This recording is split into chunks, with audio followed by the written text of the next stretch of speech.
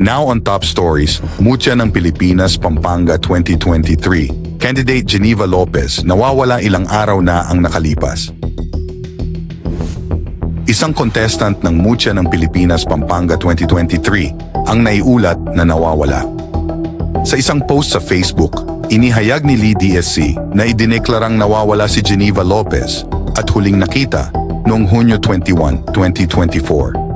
Sinabi nila na ang huling pagkakataon na makontak nila ang Geneva ay bandang 3 p.m. Nasaan kami? Tingnan mo, libo-libo ang nagdadasal para sa'yo.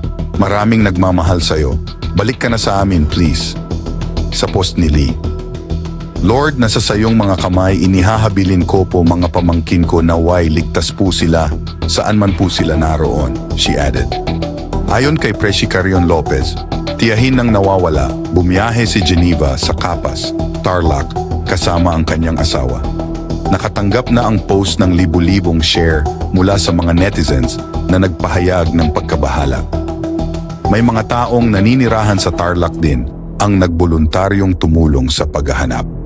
Sa mga oras na ito ay wala pa ring malinaw na impormasyon tungkol sa kinaroroonan ng beauty queen. Matatandaang noong nakaraang taon, idineklara ring nawawala ang beauty queen na si Catherine Camilon at hanggang ngayon ay hindi pa siya nahahanap.